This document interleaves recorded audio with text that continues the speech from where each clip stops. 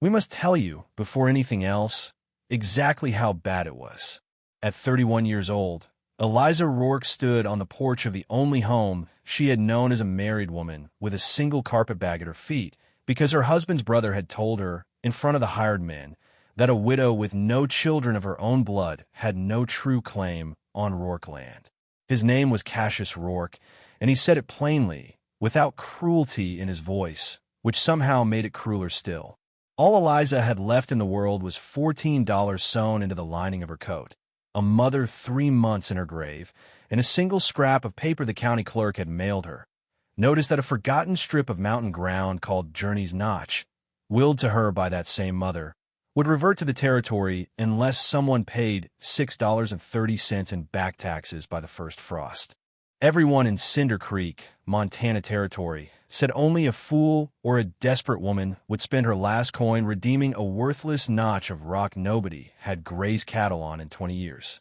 Eliza was that autumn of 1888 both. But what she did not know, what none of them knew, was that sealed behind stone in that forgotten pass waited something that would not only remake her own life, but would, before the snow came twice more, save the very town that had turned its back on her. Settle in, and let us tell you the story of Eliza Rourke. If you're watching this from a place that has been written off by everyone around you, a place folks call worthless or forgotten, we would love to hear about it in the comments below. Eliza had not always been a woman with $14 and a borrowed name. She had been born Eliza Coe in a cabin at the eastern foot of the Sawtooth Reach to a mother named Margaret Coe, who kept goats and mended harness leather for half the valley and never once, in 31 years, spoke of her own childhood. Margaret was a quiet woman, careful with her words the way some women are careful with fire, and she raised her daughter to notice things other people walked past. It was Margaret who taught Eliza to read the weather and the color of a sunset, to find sweet water by the particular green of certain grasses, to mend a harness so it would outlast the horse that wore it, and, above everything else, to never mistake the plainness of a thing for its worth. The prettiest apple in the barrel is rarely the sweetest, Margaret used to say, turning over some bruised, unlovely find at the mercantile counter while other women reach past it, and the plainest woman in the room is rarely the emptiest. Eliza grew up believing this the way other children believed in Scripture, and it shaped her hands as much as her heart, because Margaret also taught her leatherwork and rough carpentry, skills a girl was not supposed to need, skills that would matter more than either of them could have guessed. Margaret never spoke of her own mother or father, and when Eliza asked, as children do, her mother's face would take on a stillness that closed the conversation as surely as a door. Once, when Eliza was perhaps 9, she found in her mother's trunk a small tintype of a black man with a blacksmith's shoulders standing beside a woman with high cheekbones and dark braided hair. Both of them dressed plainly but proudly, and behind them the unmistakable notch of a mountain pass Eliza would recognize 20 years later as the very ground her mother would one day leave her. When she asked who they were, Margaret took the tintype gently from her hands and said only, "People who loved a place enough to hide it," and put it away.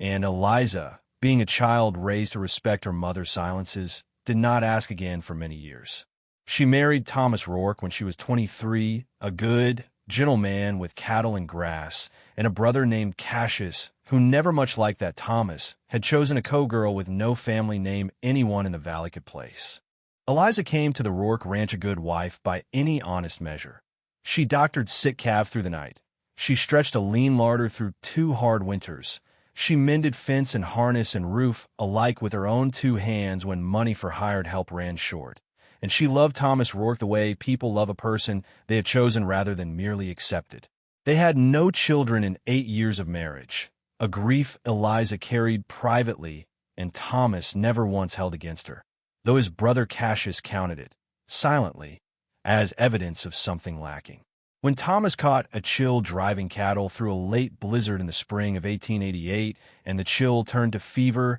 and the fever took him inside of 9 days, Eliza buried her husband beside his father in the Rourke family plot and believed, in her grief, that she was at least burying him as his wife, on his land, among his people. She was wrong, and she would learn just how wrong within a month. Margaret Coe died that same summer, quietly, in her sleep, as though she had simply run out of the patience it took to keep her old silences a while longer. It was the county clerk, not the family lawyer, who informed Eliza of the will. A single sheet leaving her mother's cabin, tools, and goats to a co-cousin 2 counties over, and one curious clause besides, that a parcel of land known in the county rolls as Journey's Notch, 41 acres of near-vertical mountain ground with a single narrow pass through it, was to pass entirely to Eliza, along with a small tin box Margaret had kept locked in her cedar chest, never opened in Eliza's presence. The clerk warned her, almost apologetically, that the parcel carried 6 years of unpaid taxes, $6.30 in total, and that if the sum was not paid by the first hard frost, the land would revert to the territory and be sold at auction like any other abandoned scrap of ground nobody wanted. Eliza might have let it go, might have let Journey's Notch slide back into the county's hands the way half the valley expected, if grief and pride had not conspired against her that same season. Because it was less than a month after her mother's death that Cassius Rourke, standing on the porch that had been her home for 8 years, informed her that the Rourke ranch had always passed by blood, not by marriage, that his lawyer had confirmed as much, and that she was welcome to gather her belongings by week's end. Thomas had left no will of his own, a young man's oversight, the kind that costs old widows everything,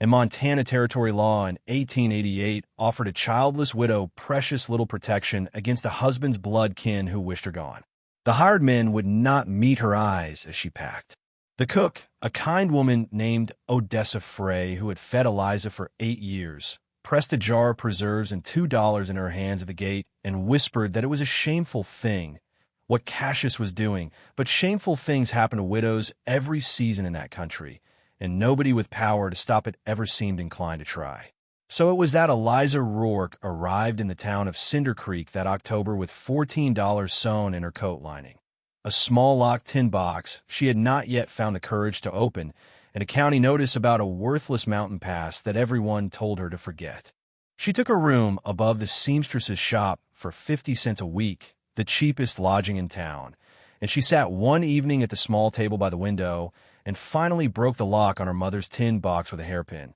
because grief and desperation make a person bold in ways contentment never does. Inside she found no money, no deed of greater value, nothing a sensible woman could sell for bread. She found a small, hand-drawn map of Journey's Notch marked with a symbol like a folded wing beside a cave mouth halfway up the northern face, and beneath the map, a single line in her mother's careful hand, for when you are ready to know where you come from. Eliza sat a long while with that scrap of paper in the lamplight, and though every practical voice in her told her that $6.30 was $6.30, she could not spare. She walked to the county courthouse the very next morning and redeemed the deed to Journey's Notch with nearly half of everything she owned in the world. The men at the land office exchanged a look when she paid it, the particular look reserved for people about to learn an expensive lesson. An old Hollisburn, who ran the feed store and had outlived 2 wives and most of his own good sense,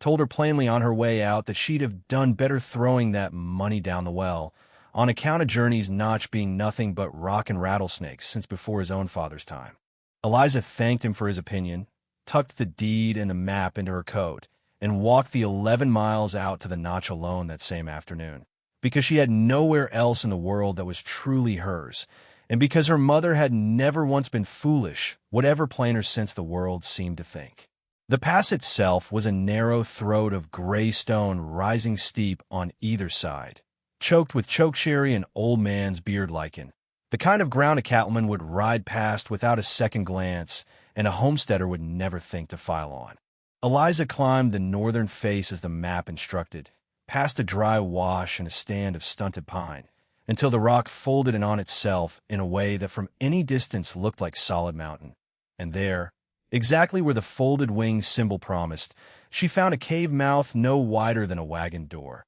half hidden behind a curtain of hanging vine and old rockfall that someone, once, had clearly arranged on purpose rather than left to chance. She had brought a lantern, more out of her mother's old habit of preparedness than any real expectation, and when she struck a match and ducked inside, The narrow throat of the cave opened, after perhaps 30 paces of stooping darkness, into a hollow that took the breath clean out of her chest. It was not simply a cave. It was the collapsed, weather-softened bones of a home, a wide, sheltered bowl in the mountain shoulder, walled on 3 sides by stone and open to a sliver of sky on the 4th, where a thin waterfall fed a spring-clear pool that had, by some trick of rock and shade, never once run dry even through Montana's hardest droughts. Around the pool stood the collapsed frames of perhaps a dozen cabins, weathered gray and half swallowed by moss and vine, but unmistakably built with care, dovetail corners, stone chimneys still standing proud against the rock, the rusted iron skeleton of what had clearly once been a working forge. There was a garden terrace cut into the slope, gone wild with volunteer squash and a stubborn stand of apple trees still, impossibly, bearing fruit each fall to nobody's benefit but the deer.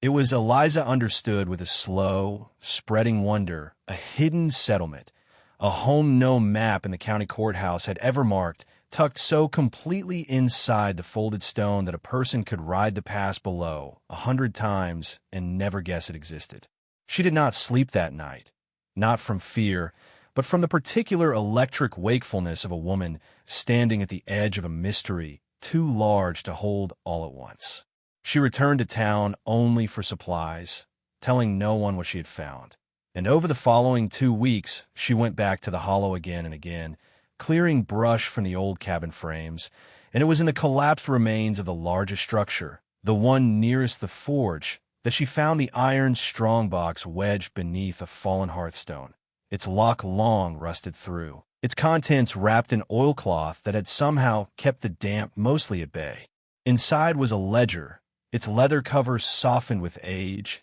and letters tied in twine, and a single tintype that matched exactly the one Eliza remembered from her mother's cedar chest. The black man with the blacksmith's shoulders, the woman with the high cheekbones and braided hair, standing before this very hollow. The ledger, written in a careful, self-taught hand, told her everything her mother's silences never had. It was the record book of a man named Solomon Coe, born enslaved in Kentucky, who had fled north during the war and made his way west afterward with nothing but a blacksmith trade and a fierce, quiet determination to build somewhere no one could ever again claim ownership of him or his. Somewhere along the trail he had met and married a Salish woman named Amelie, herself displaced from her own people's land by treaty and broken promise. And together, in the years after the war, they had gathered a small community of others like themselves, freedmen, mixed families, a few widows of the conflict with nowhere else to go,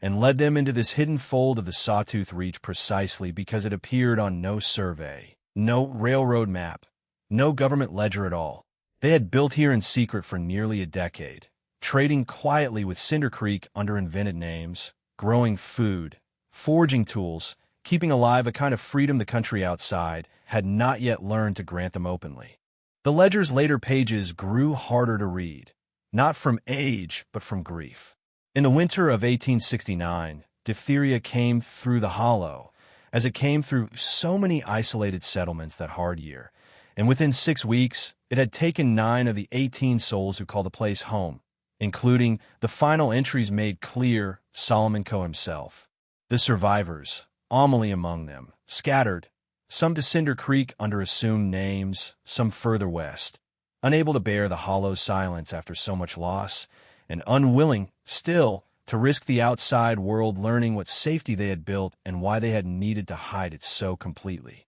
Amelie Coe, the ledger's last entry in a different hand recorded, had taken her small daughter and gone to live openly in the valley below, marrying, some years later, into a family who never knew the whole of where she came from. That daughter's name, written once, plainly, at the very bottom of the final page, was Margaret. Eliza sat in that ruined cabin with her mother's whole hidden history spread across her lap and wept the way she had not even wept at either funeral, because she understood now why Margaret had kept such careful silence her whole life. Not from shame, never from shame, but from a fierce, protective love for a place and a people the wider world had already proven it could not be trusted to honor. And she understood, too, with a clarity that settled over her like the mountain's own cool air, that her mother had not left her $6.30 worth of worthless rock. She had left her a promise, unfinished, that someone would one day come back and remember. Word travels in a small town the way water finds every crack in a stone foundation, and it was not many weeks before Cinder Creek learned that the widow Rourke had been seen riding out to Journey's Notch with unusual regularity, and that she had, according to Hollis Byrne, been asking after old county surveys and buying more rope and lumber than any sensible woman needed for a parcel everybody agreed was worthless. Speculation is a hungry thing in a small town starved of news, and it did not take long before Silas Pruitt, who ran the Cinder Creek Mercantile Bank and had quietly been buying up drought-strapped ranchers' notes at a discount for 2 hard years running, took a personal interest in what exactly Eliza Rourke thought she'd found. Pruitt was not an obviously cruel man, which made him more dangerous than one who was. He was patient, well-dressed, careful with his words, and he had built a considerable fortune in that valley by waiting for desperate people to need him more than he needed them. When he called on Eliza at her rented room above the seamstress's shop, he did so with a bouquet of dried prairie flowers and a proposal to buy Journey's Notch outright for $50, a sum that would have seemed like a small fortune to the woman who'd walked into town with $14 2 months prior, and Pruitt clearly expected her to take it gladly. Eliza, who by then had spent enough hours in that hollow to know its worth could not be measured in dollars at all, declined. Pruitt's smile did not change, but something behind his eyes went cold and calculating in a way Eliza recognized from watching Cassius Rourke deliver bad news without raising his voice. It was in the days after her refusal that Eliza discovered, tucked at the very back of Solomon Coe's ledger, a folded survey document she had overlooked before,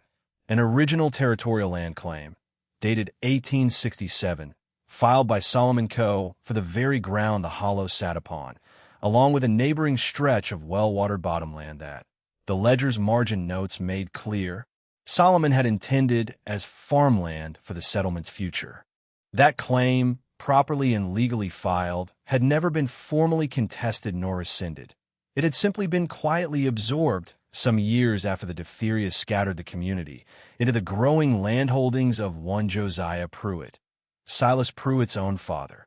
who had filed a competing claim on the same bottomland in 1871, for years after Solomon's original filing, and had it recognized by a friendly county clerk while the rightful claimant lay dead of fever and his grieving widow had fled, the valley with a small daughter and no means to contest anything. The Pruitt fortune, Eliza now understood with a chill that had nothing to do with mountain air, had been built in no small part on ground quietly stolen from a dead freedman who could no longer speak for himself. When Eliza confronted Silas Pruitt with this history, carefully, without accusation, simply laying the old claim document before him across his own polished bank counter, his composure cracked for the first and only time in their acquaintance. He did not deny it outright. A man does not survive as a banker in a small territory by lying about documents that can be verified. But he told her, in a low voice meant only for her ears, that the past was the past, that no court in Montana would rule against 40 years of established ownership on the word of a dead man's ledger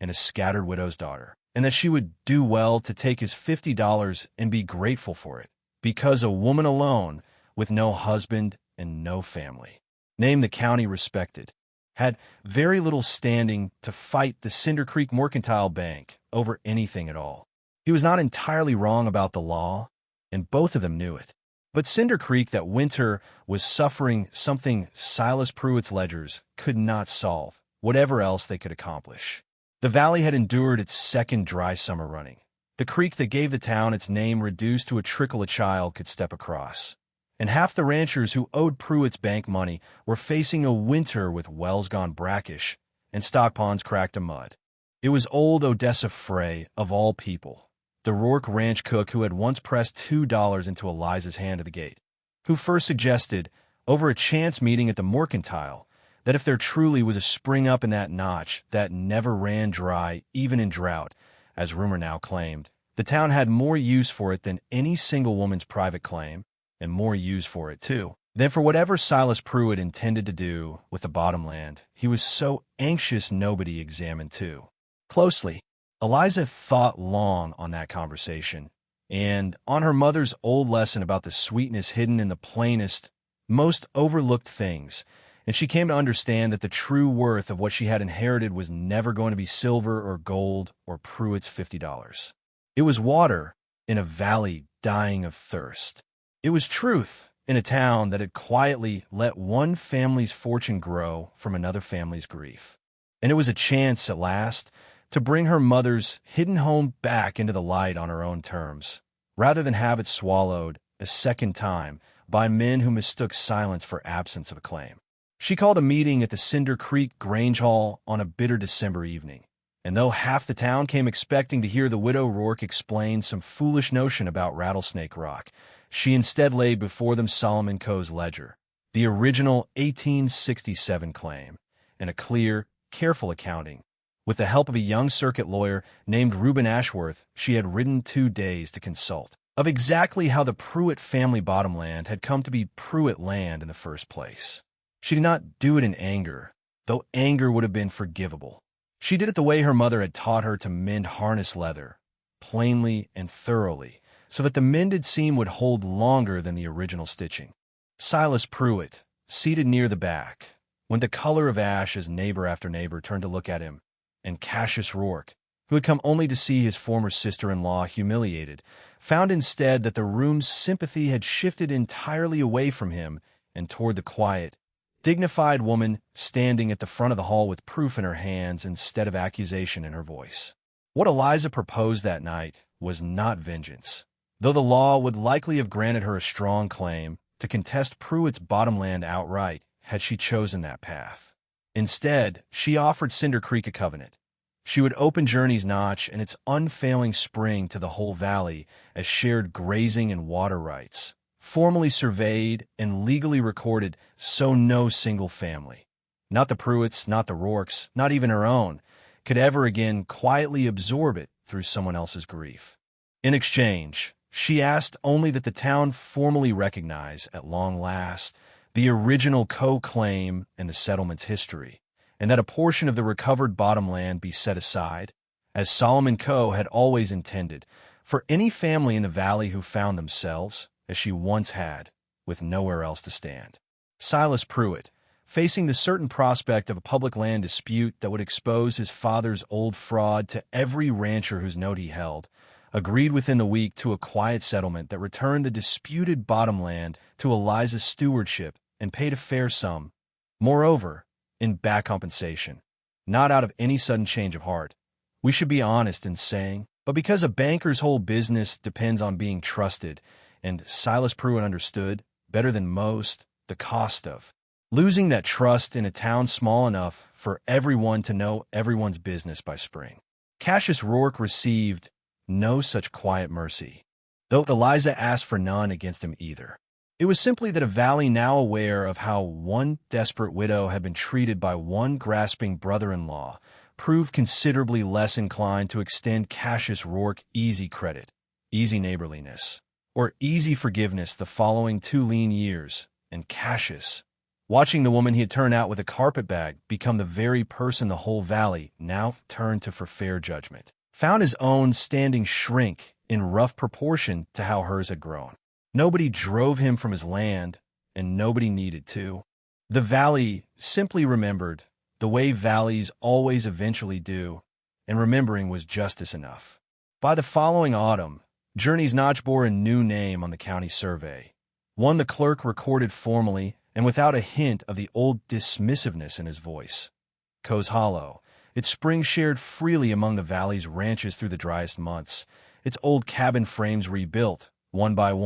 by families who needed shelter and found, in restoring Solomon and Amelie's original walls, something that felt less like charity and more like inheritance shared forward. Eliza herself rebuilt the largest cabin near the old forge, and though she never married again nor needed to, she was rarely without company there. Odessa Frey came often, and young Reuben Ashworth, a lawyer, and eventually a handful of families the Covenant land had sheltered through hard winters, all of them gathering some evenings around the spring-fed pool the way the ledger's earliest pages recorded. Solomon and Amelie's own scattered community once had. We began this story by telling you that a 31-year-old widow, cast out with nothing, spent nearly half of all she owned redeeming $6.30 of back taxes on a strip of mountain everyone called worthless. We told you it looked, at the time, like the foolish choice of a desperate woman. But we think you understand now. As Eliza came to understand, kneeling in that hidden hollow with her mother's ledger open across her lap, that the things the world calls worthless are very often simply things the world has not yet troubled itself to look at closely. Eliza Rourke never set out to expose a banker's old fraud or shame a brother-in-law's cruelty. She set out only to honor a silence her mother had carried faithfully for 30 years, and in honoring it, she found she had inherited far more than land. She had inherited a whole community's unfinished promise, and the chance at last to finish it. That is the story of Eliza Rourke, a woman who was told she had nothing, and who found, in the plainest, most overlooked corner of her whole inheritance, everything a town had forgotten it needed. Thank you for spending this time with us and with Eliza's story tonight. If it moved you, we would be grateful if you shared it with someone who might need reminding that overlooked things are not always worthless things, and we would love it if you left a comment telling us about a time you found real value in something everyone else had already written off, an old house, an old friendship, an old piece of yourself. We read every one of them, and they matter more to us than you know. Until next time, stay close.